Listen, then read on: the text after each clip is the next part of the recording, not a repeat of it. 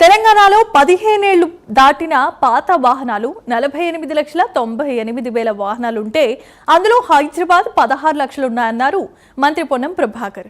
రవాణా శాఖ స్క్రాపేజీ పాలసీపై మండలిలో సభ్యులు అడిగిన ప్రశ్నలకు మంత్రి పొన్నం ప్రభాకర్ సమాధానమిచ్చారు. ప్రభుత్వం 2024 సెప్టెంబర్ నుంచి స్క్రాపేజీ పాలసీని విజయవంతంగా అమలు చేస్తోందని తెలియజేశారు. రాష్ట్రంలో మరొక 3 వెహికల్ స్క్రాపింగ్ సౌకర్యాలు ఉన్నట్లుగా తెలియజేశారు.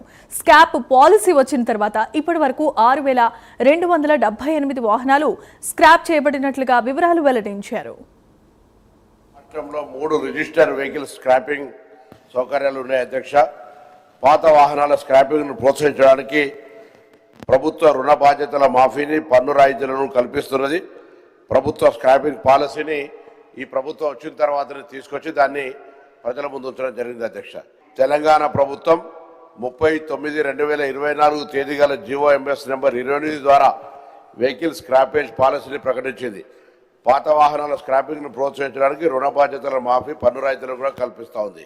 6,278 వెహికల్స్ స్క్రాప్ అయితే వాళ్ళు తక్కువ బెనిఫిట్ పొందుతూ ఉన్నారు. ఎవరైనా మీ ద్వారా ఈ స్క్రాపింగ్ పాలసీ ద్వారా వచ్చే బెనిఫిట్స్ పొందే విధంగా కార్యక్రమం తీసుకోవాలని కోరుతా ఉన్నాం.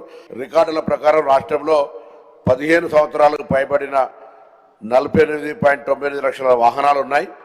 జిహెచ్ఎస్సి పరిధిలో 15 సంవత్సరాలకు పైబడిన 21.75 లక్షల వాహనాలు ఉన్నాయి అధ్యక్ష. ప్రస్తుతం రాష్ట్రం